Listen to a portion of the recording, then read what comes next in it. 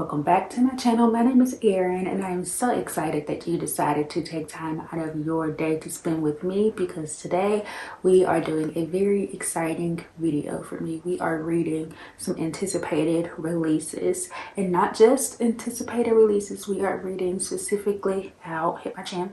We are reading specifically Black fantasy releases that I have just been excited about for this year. And I'm not even gonna hold you, because I'm gonna do a lot of yapping in this video. I'm coming to you after reading all the books, and let me tell you, when I say we found some favorites in this video, we found some favorites, and that's so exciting for me, because it's always a good feeling when your anticipated releases work out. You know what I'm saying? So anyway, let's just go ahead and hop into this video.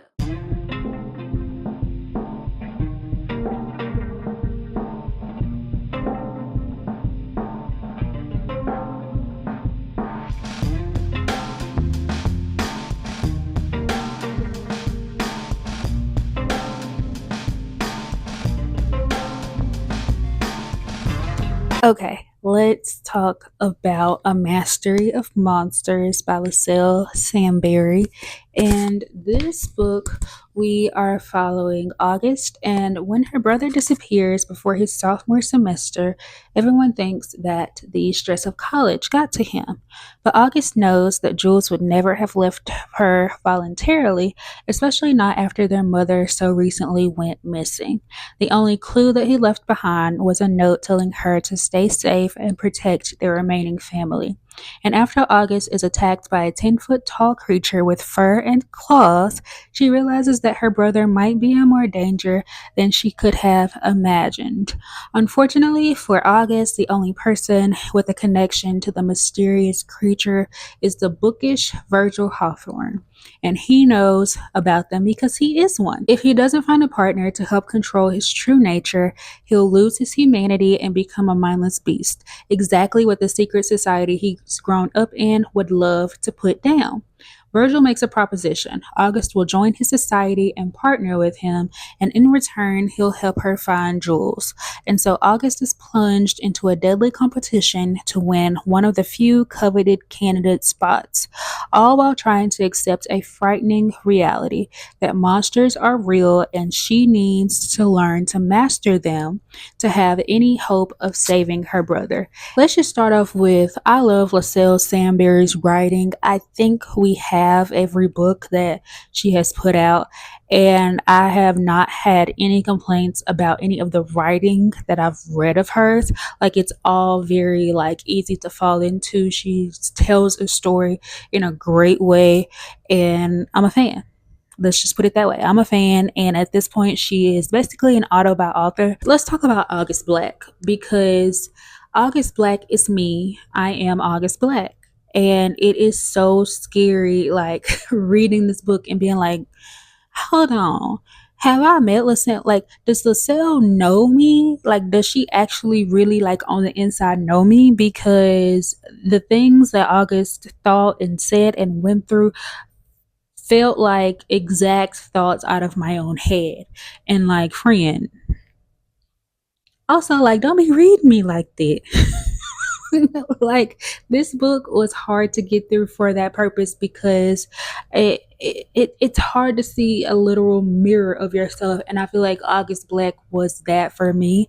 And baby, sometimes that was just a little rough. I don't know, but it kind of just made me love this book even more, honestly. I feel like a lot of Liselle Sambury's books have family drama aspect to it, and this one is no different. There is family drama all up and through this, and not just August's family, but other families from side characters as well. She's gonna give us family drama, and you know what, I kind of love that. It's kind of one of my things. So if you're looking for that, this book, but also other books by this author, will have that heavy. Let's talk about Virgil, who is the other main character in this book. I absolutely love Virgil. First of all, the name Virgil, he's just somebody's granddaddy. He is out here in his glasses and his sweaters and his books, and I just absolutely loved Virgil. Like, he's just so cute. Like, I just want to give him a hug. Like, besides the fact that he's a monster,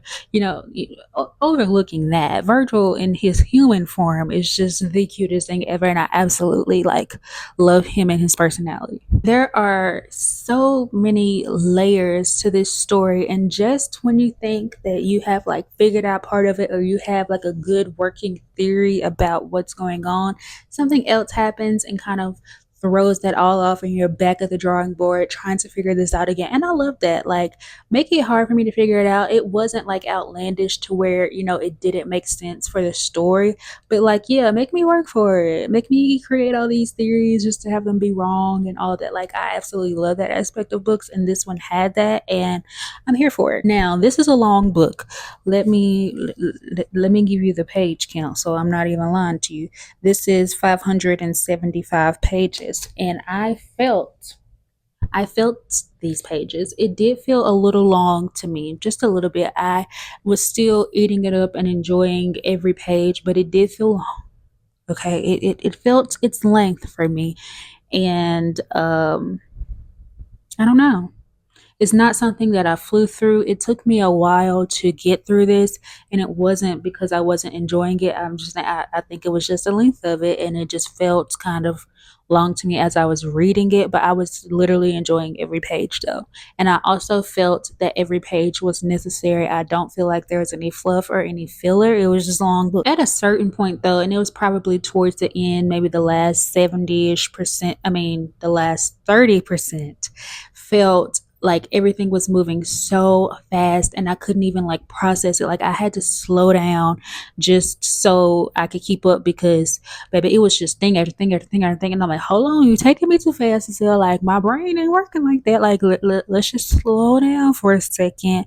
And I really physically had to slow down reading so I could understand everything that was happening, because I didn't want to miss even a piece of it, because those small pieces are what brings the big reveals and makes them hit harder. So I was just, look, for a second there, she was pulling me and dragging me, and I I had to keep up, and I was struggling, but it was good anyway.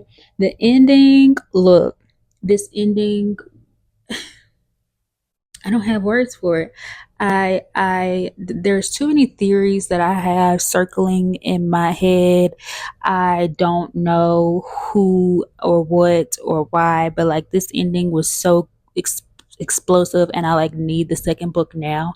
And like, why do I have to wait until like it's either July or August of 2026? Like, that's entirely too long to get answers, because I need to know. I guess all I'll say is that, friends, we are out here protecting August. I am on August's side. I support her rights and her wrongs. And if anybody comes up against August, I'm going to fight them. I'm personally going to jump into the book and fight them, because you ain't finna mess on my girl. Like, this is my girl, and whoever tries to screw her over is going to have to see me. And that's all I have to say. If you cannot tell, I absolutely love this book, and I rated it a 5 star. I think it's really unique, and there are some conversations in here and some comparisons that, look, Liselle gonna hit you where it hurt, and you're gonna feel it. And I felt all the things reading this book, and I just had such a great time. And I need more people to pick this up. It's a very unique story. I'm here for it, and I really am excited to see where she takes this series. And August and Virgil are my babies, and I love them so much. And I think that's all I have to say about this book. But yeah, I definitely like pick this up if you haven't, because it's worth the read for sure. Even though she's a little long, she's worth every page in my opinion. Ow, I just hit my lip.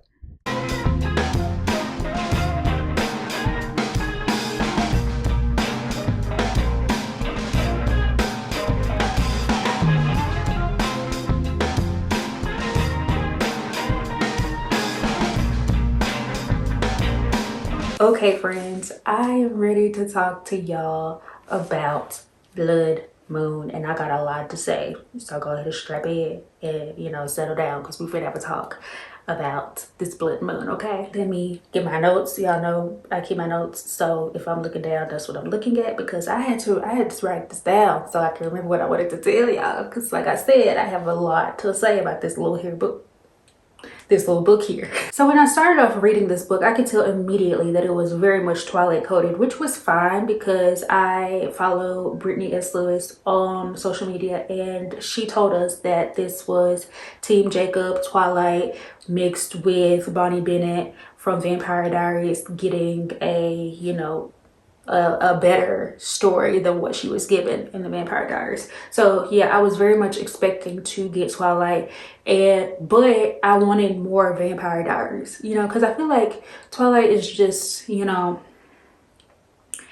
it's so everywhere, and I am a Bonnie Bennett stan, and I'm not a stan of anybody, and so I wanted to get some justice for Bonnie, okay, and her storyline. And when we first meet Julian in this book, baby, he got on my nerves. Look, I was so annoyed with Julian because I was like, what does he have going on? Why is he acting like this? Whatever it is, you ain't got to act like this.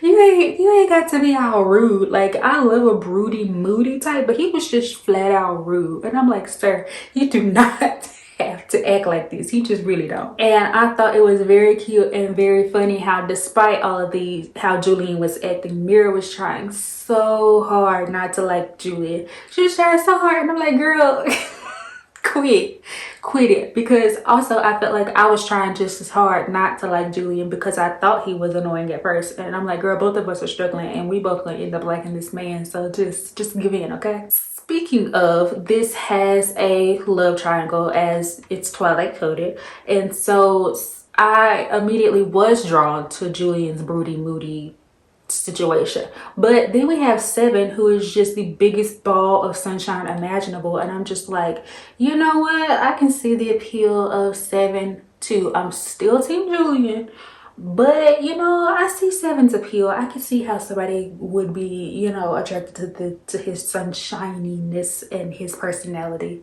and kind of gravitate towards that way too. You know what I'm saying? And I like that. I don't like to be just fully on one side of the love triangle. Kind of make me like them both, you know? Put me in a situation. Make me choose too. So I was looking for the CW Vampire Diaries vibes. I was looking for that because that's what I wanted the most.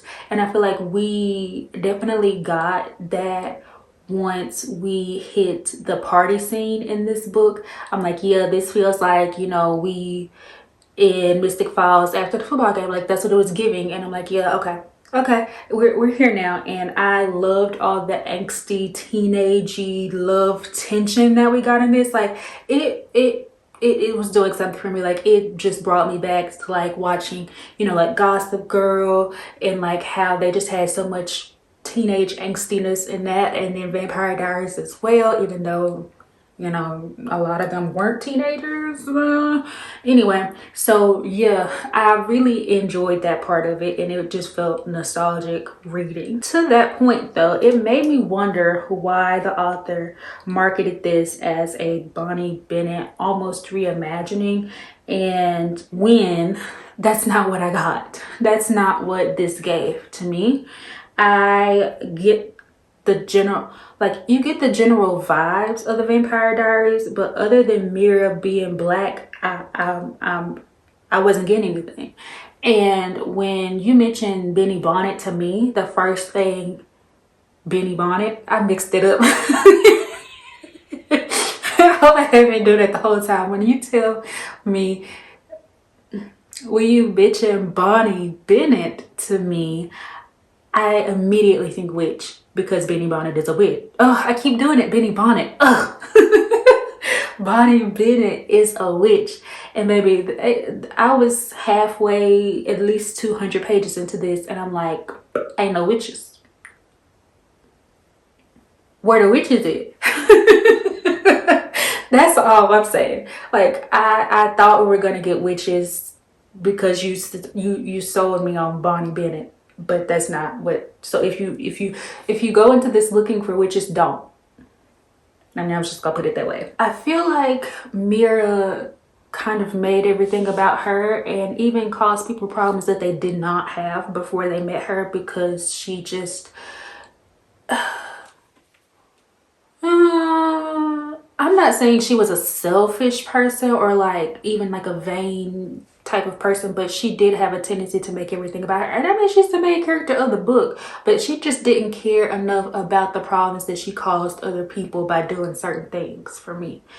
And I'm trying to keep it vague, but that's what I'm gonna say about that. I think that she also has that quality that Bella does in Twilight, where she does not think about her own safety, and she is so certain of herself that she feels like she can fix problems that are way bigger than her, way beyond herself. She has confidence to feel like she can fix those problems that have been going on for hundreds of years before she was born. Like, she feel like she that girl that can solve it. And I'm like, baby, that's very delulu of you, but also like, yeah, back yourself.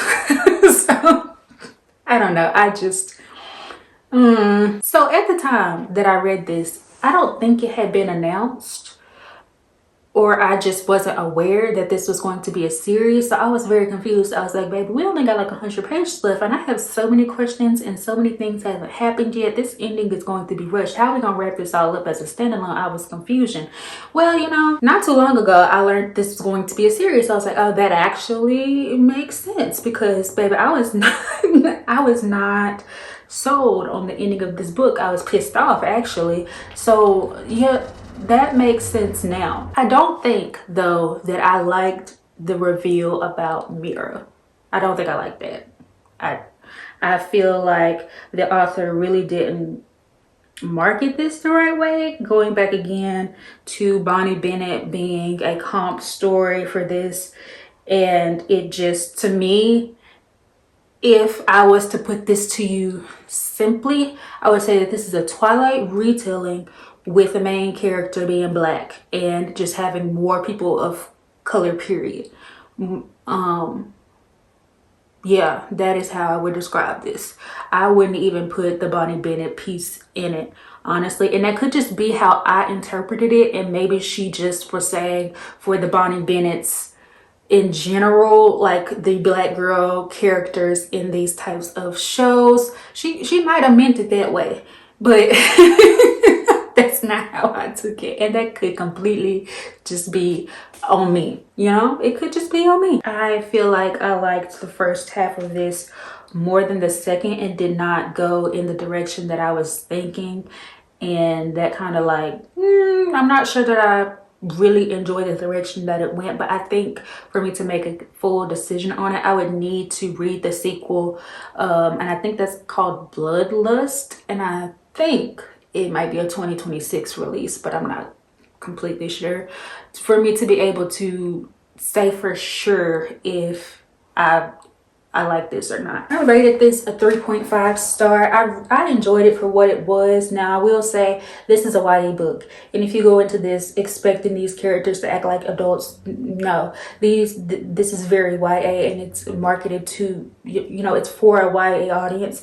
So I will never fault a book for being what it's supposed to be and directed at the audience is supposed to be directed at. I am not the YA audience, but I still enjoyed this book. Just know that they're teenagers doing teenager shit.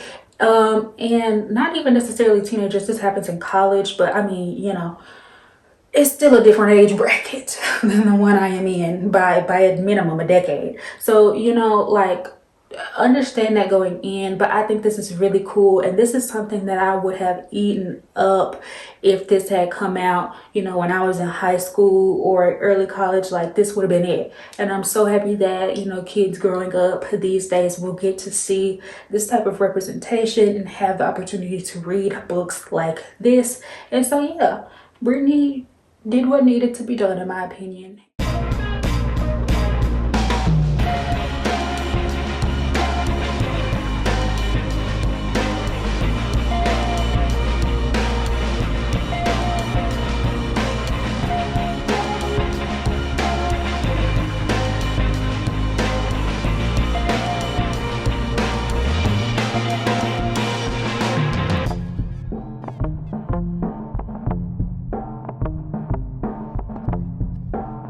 So we did it.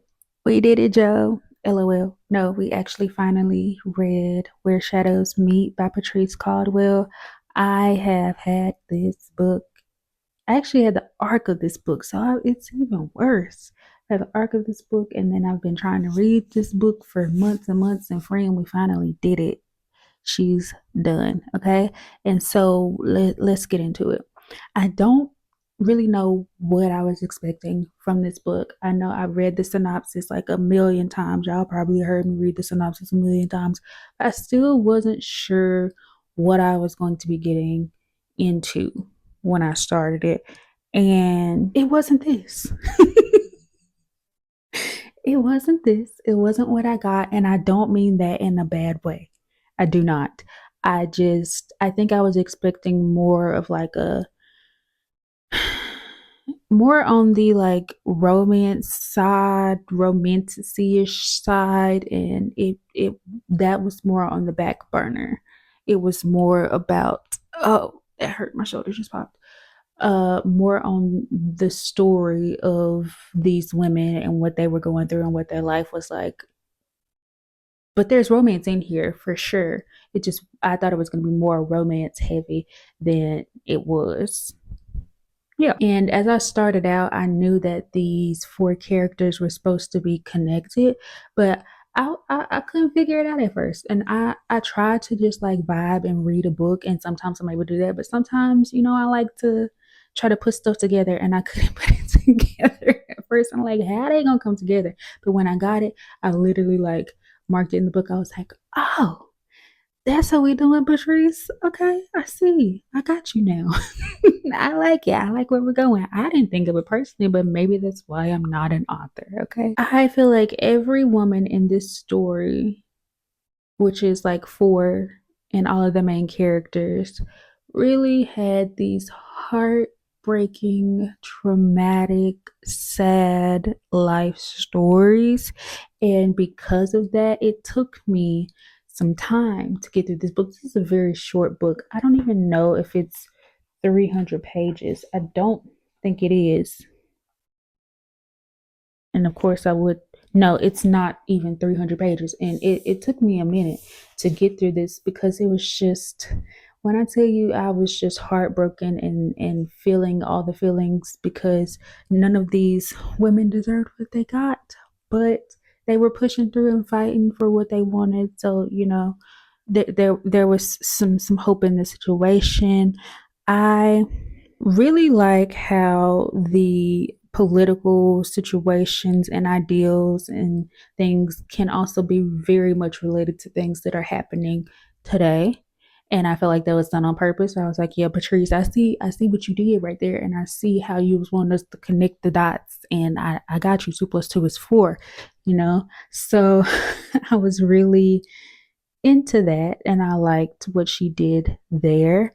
I rated this book a 3 star, and honestly, I feel like it just didn't find me at that right moment. I think where I was in the headspace I was in when I was reading this wasn't the greatest. So, it being a kind of more emotional, almost heartbreaking story in certain places, it was team too much.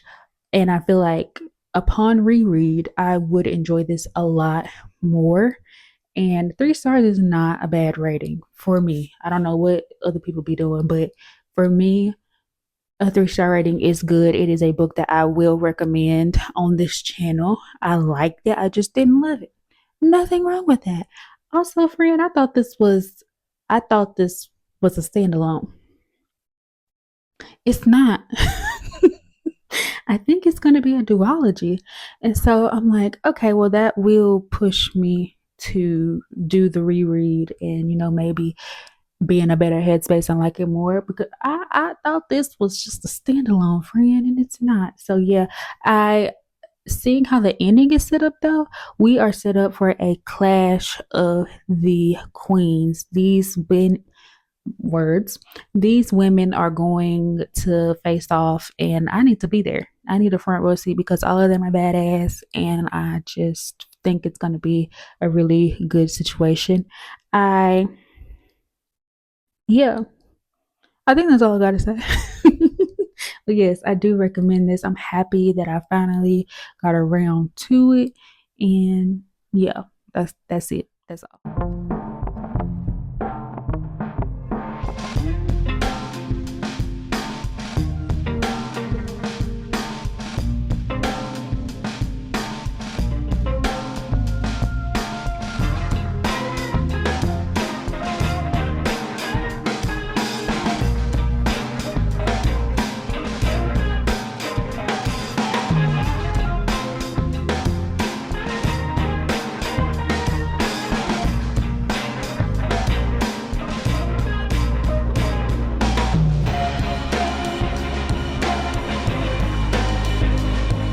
Did I finish Our Vicious Oats or did it finish me?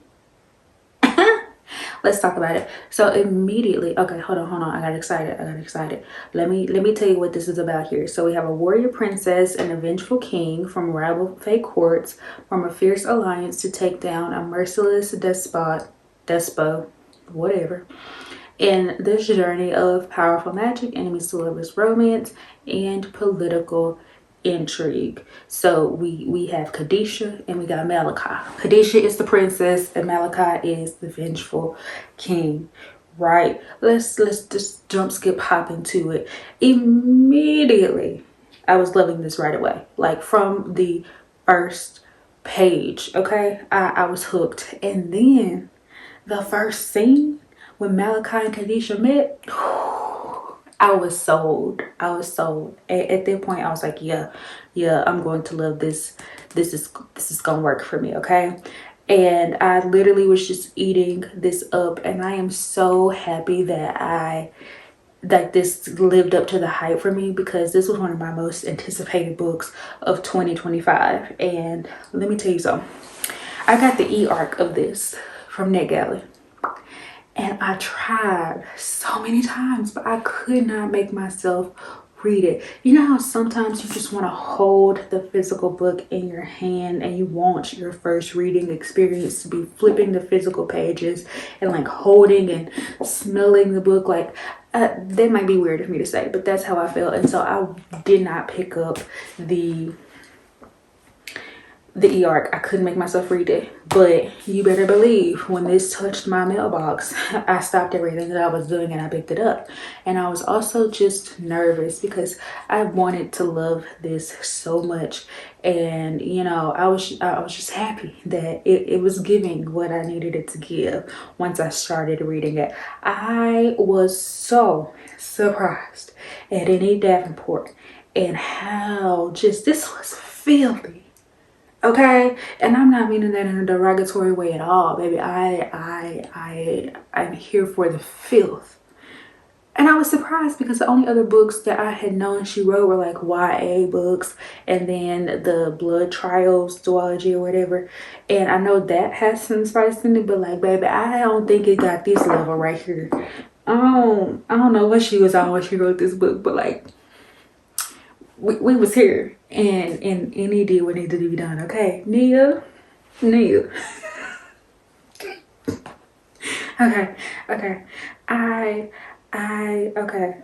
I'm trying to read my notes and I'm too excited. I could tell what was going to happen with this book and this prophecy that is running through this story. And as I was reading it, I was like, even if I am correct about how this plays out, and I still enjoyed the journey. I still liked everything and how it played out. Like, I didn't feel like it being predictable for me was a bad thing. I was just enjoying the ride. I was along with my friends. I felt like, you know, like I was just so in it and having a good time. I didn't care that I had guessed what was going on.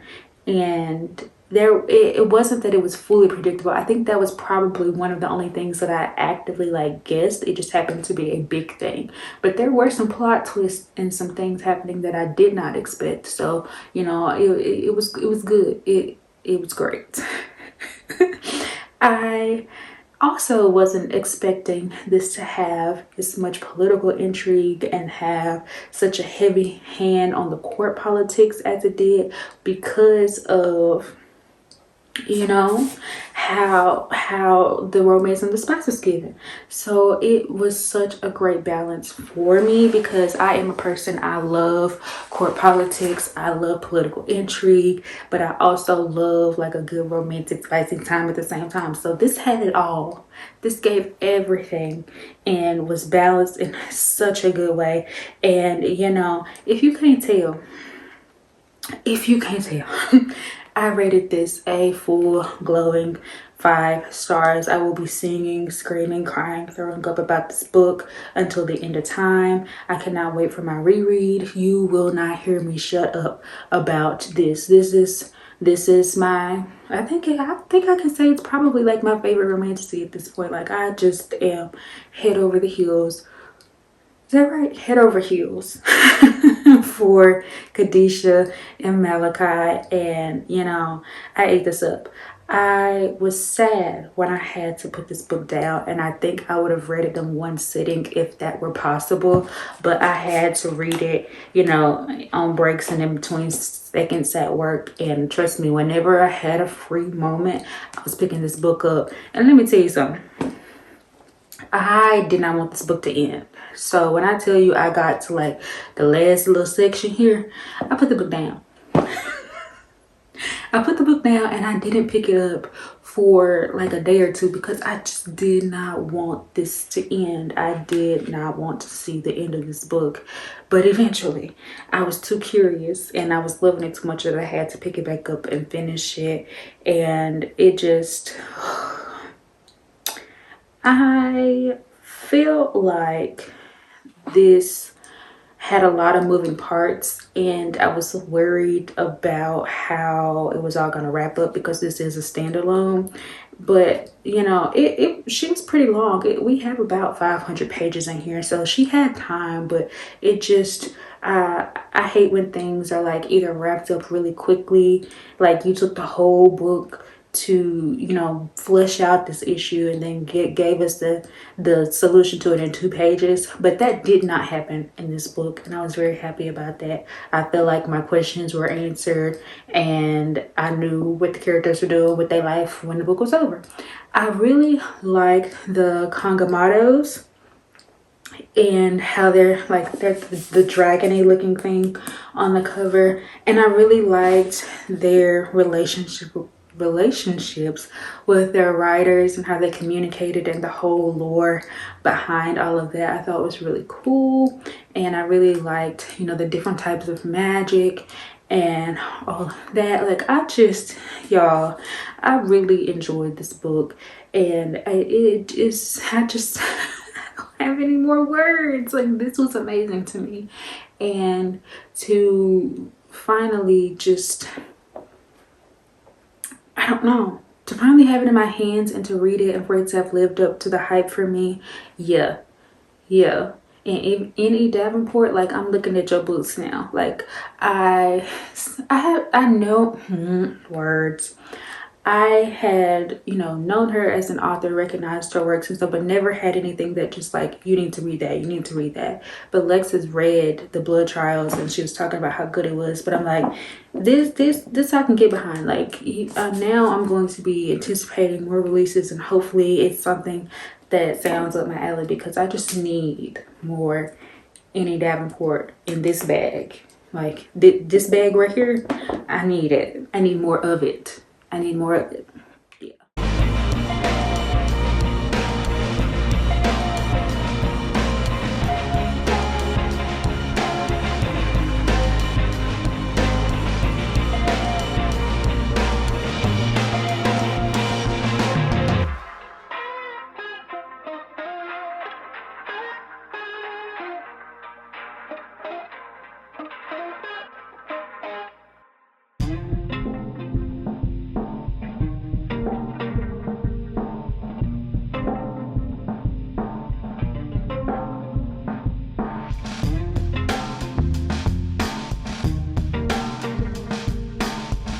Okay, it's time to talk about Son of the Morning by Akwaeke Emezi. And in this, let's see, we have tender-hearted Galilee, who was raised by the Kincaids, a formidable clan of Black women sequestered deep in the weeping willows and dark rushing creeks of their land. Galilee has always known that she's different, that there is an old and unknowable secret about her very existence. It's been a hollow ache inside her since her childhood, something she assumes she will always have to live with, until she meets Lucifer. He's fronting as the head of security for her wealthy friend Oriaku's family. protecting a mysterious ancient artifact. But from the moment she lays eyes on him, Gally knows he's not human. From her first incendiary touch, Lucifer knows something even Gally herself doesn't, that she isn't human either. Into Leviathan, as Lucifer's most trusted prince of hell, Levy is ruthless and determined to eliminate the intolerable danger that is Galilee before she brings death and disaster to those he loves. While unseen battles rage between hell, heaven, and earth, Lucifer and Galilee's attraction threatens to bring all the structures of their existence crashing down around them. Let's get into it. Okay, so first off, I love when characters are based in mythology or religion, or you know, and they are reimagined. I can't even talk, goodness. I just think it's so interesting to see like who the author decides to include, what kind of liberties they take with the story, what direction they go with it, and what they choose to keep, and all of those things. I just think it's very interesting because I'm like, hey, I kind of know you. So you know, even though I don't know you in this context, I kind of have an idea. So it's kind of like, you know, interesting and cool to me. In this book, we get the perspective of Lucifer and Galilee. There was a third perspective that would pop in, and you don't know who it is. There's no name attached to it. And I was very curious. There's something in my eye and it's itching so bad. So if you see my eye looking red or me like playing with my eyes, something's going on. Okay, but I thought it was very interesting to include that because it almost felt like a narrator, and you didn't know if it was a narrator or an actual character in the book, and then they knew so much more information than Galilee and Lucifer did, and it's just such a very interesting thing to read. And I like the way that Akwaeke did that. And along with that, I love how they built this story in layers. And it just, sometimes when books have multiple I really can't talk right now, have multiple perspectives, it feels like you're jumping from place to place, or you know, either you're jumping from place to place kind of abrupt, or it feels like you're repeating a lot. And it feels like Akwaeke made sure that we were well rooted in whatever that particular perspective had going on before we then jumped to someone else and what they had going on, and blending it in a way that just kind of added another layer to the story. And it was just done really well. I have only read 2 books by Akwaeke Emezi, but their writing, immaculate. Immaculate, no notes. I was very much annoyed with Galilee's family for not telling her what they knew. And they might not have known everything, but they knew enough to, you know, help her not feel so much like an outsider, and they refused to do that. And it just, oh, it ate me up. It pissed me off so bad because they just let her feel these things and feel bad about herself when they could have fixed it, you know? Like I said, they didn't know everything, but y'all knew something. And you still chose not to say anything, and that to me is wrong. And I love how I was reading this, and it's like Akwaeke knows what we need and what we want, because you know they just know how to give us what we want, and they're not afraid to just take it there and to push boundaries and to do the taboo thing that has you like, I absolutely love that about their books and about their writing. And it also was like, hold on, I need to find out, we need this perspective from this person to find out why they did this or why they're acting this way. And then literally I turn the page and it's that person's perspective explaining that, and I'm just like, how do they know that I needed that? Like that's just a sign of a well put together book for me, you know what I'm saying? Like it's nice to see the thought process behind everything and how it actually makes sense. And you know, it's nice to be in the characters' heads and see what they were thinking. Even if you don't agree with the decision that they are making in that current moment, just seeing the explanations and seeing the layers and seeing how they were only, you know, having this view of the situation when someone else had this view, which caused them to make this decision. It just was everything to me. And I rated this book a 4.5 star because I think this is amazing. This is amazing. It's short, it's to the point, it is spicy. Okay, like spicy. It is taboo, and for a second there you're gonna be like, hold on. Hold on, Akwaeke, don't do this to me. And I was literally like, I don't know if I'm gonna be able to get behind it if you go that direction, but luckily I was wrong. But it still went in a direction that had you like side-eyeing the situation, very much so. But I was just so invested. I was invested in these characters. I'm here for all of this, and I could stay in this world for forever. Like, I hate that this is a standalone because I want more. I need more of Akwaeke and romantasy because they know what they are doing in any genre, really, because, you know, they just got it like that. But this was good. This is good. I am so happy that, you know, it did what it needed to do. I don't know why I doubted Akwaeke. I shouldn't have, because they're not gonna let me down. Clearly, we're 2 for 2 right now. All I need is one more, and they go down as a favorite. You know what I'm saying? And I heard that Akwaeke Emezi is writing an epic fantasy, and look, I need that today.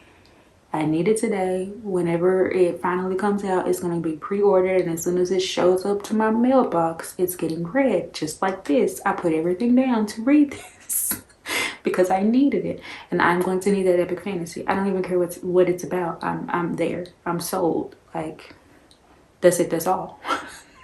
So yes, absolutely going to be one of my favorite books of the year. This is something we all need to be reading. Okay. Pick it up. Alrighty, friends, it is time to wrap up this anticipated release Black fantasy version. So in this video we read Blood Moon, and that was a 3-star. We read Our Vicious Oaths, 5-star, one of my favorite books of 2025. Also another 5-star and favorite book of 2025, and that is A Mastery of Monsters. Keeping that going with yet another favorite of 2025, and that is Son of the Morning at a 4.5. And then we have Where Shadows Meet, also at a 3-star. This video was a banger. How did I find 3 of my favorite books of the year in one video? Unheard of. Like, amazing. This is peak, okay? And I'm just so excited again that my anticipated releases were a hit. So yeah, thank you so much for watching this video. Thank you for liking, commenting, sharing, subscribing, anything that you do to support me and my channel. I greatly appreciate it, friend. I hope that you have a great holiday season no matter what you celebrate. Remember to take care of yourself, and you know, I'll catch you in the next video. Bye.